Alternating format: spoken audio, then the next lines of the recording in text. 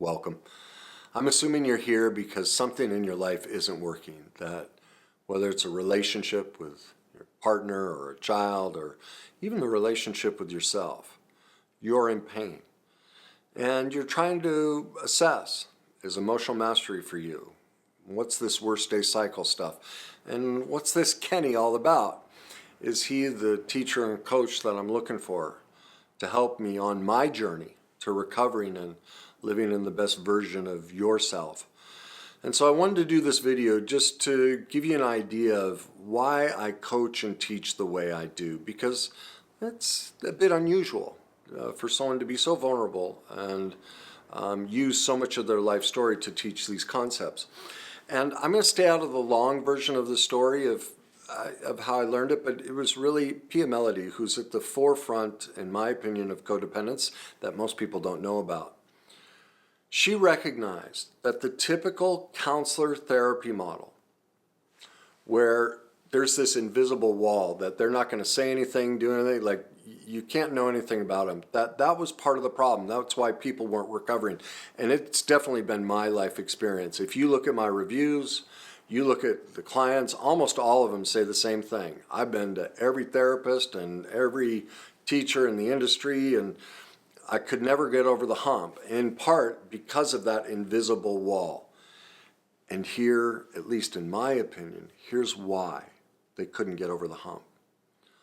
It's been my life experience that because we're human, we all have experienced less than perfect childhoods. Not because our parents are bad, but it's tough to be human. And we learn about relationships in our childhood environments. Well, if there was divorce, single parent home, there's just chaos in childhood. Well, that's where we learn about relationship. And so all of us, even if my parents were together 50 some years, and I've seen this with anyone, parents married for 50, 60, 70 years, there was still brokenness. Because a lot of parenting is just like that counseling dynamic. We don't know everything about our parents. There's this hidden wall. Well, that's a broken relationship. There's not true, deep, intimate connection because there is a barrier there. And we all learned about relationship from these people. And so ultimately, why is our life struggling? Broken relationships. So my job is to help you heal relationships. Well, how do we do that? There's only, well, not only one way, but there are key ingredients to having a relationship. One of them is truth. You have to know truth. Well, you have to know who I am, and that, yes, I have a lot of scars and a lot of skeletons and a lot of baggage. That's just truth. Now let me ask you, who do you want to share your scars and your skeletons with? Somebody that's hiding behind a wall? Or somebody that goes, yep, I'm going to hang them right here on the door so you can look at them? Would you feel more comfortable sharing your scars and your skeletons with that person or the person who's hiding them in the closet? I want you to do what's best for you. I know for me, the reason my life was saved is I ran into a counselor who shared his skeletons with me. And that's how I was able to heal. And that's why I do it. You need truth. The other thing you need is intimacy. And what is intimacy? Into me, I let you see. Isn't that what? Think of every romantic relationship you've ever been in. I'm not building a romantic relationship with you, but whether it's a friend or anybody you truly cared about, what made the connection? They let you inside. They showed you their scars and you showed them yours, and they accepted you, right? That's intimacy. That's connection. And so whether you're struggling in your sports career, whether you're struggling in your job, a relationship with your child, with your spouse, addiction issues, trauma issues, whatever it is, everything boils down to this. You need to feel safe. You need to feel connection. You need to feel intimacy and trust and truth. That's how we heal. And so that's why I am so open and vulnerable. about my life story when I teach and coach about these concepts. Because ultimately, does it really matter? Does it really matter in those moments if someone knows about Freud and the worst day cycle and shame and all these things? What matters, you can have all that intellectual knowledge, but can you feel safe enough with somebody to connect with them? That's what matters. Nobody's going to listen to you unless they feel connected to you. And so that's ultimately my number one job. And that's why I shoot my videos in my house. That's why my videos are frankly really bad. If you look at the industry, they're all so polished, man. I love them. They're gorgeous. But I leave mine perfectly imperfect with ums and ahs and screw ups, and you can see me reading things because I'm human. I can't remember all this stuff, even if it's stuff I know. And then I get excited and I go talking off this way, and I just have all these imperfections. And so I try to let you see them. It's also why I dress the way I do. Many people think I do this as an act to try and sell you or make you, makes it.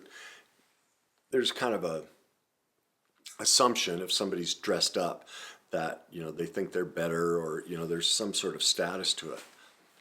It's not true. I mean, if you know my life story, the last thing I am is above somebody. As I always say, I'm a train wreck. But I dress this way because I love clothes and I love to match. Like, I thought about it. I mean, I was seeing clients earlier today. I knew I was going to shoot this video. I'm like, oh my God, what I'm wearing is perfect for that painting.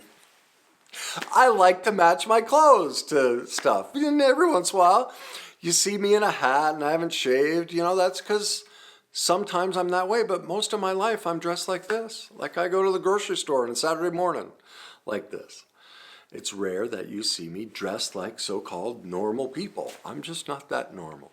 So the point is this, is I do my best to show you who I am as much as possible.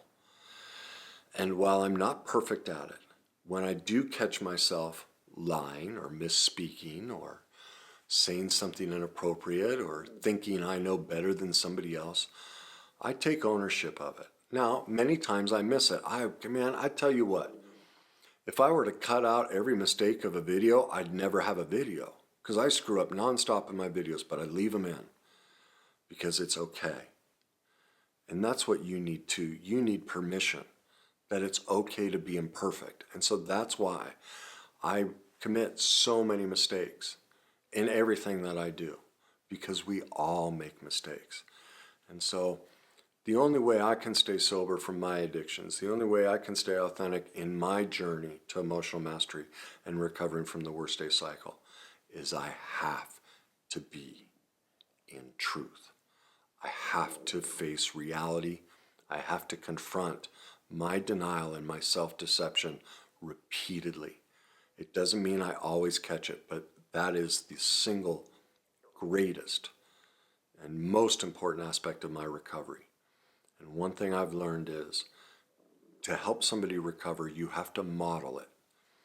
And so that's why everything, all the stuff that you see of mine is the way it is. It is perfectly imperfect. And it shows you as best as I can who I am. Now, there will always be deception in it. I can't erase all of it. But I will own it, and if I miss something and you call me out on it in one of my posts or whatever, I can guarantee you, I will take ownership of it. And that's the type of relationship, whether you decide to read my book, whether you decide to sign up for my masterclasses, whether you decide to hire me personally, whatever it is, however it is you think I can help you.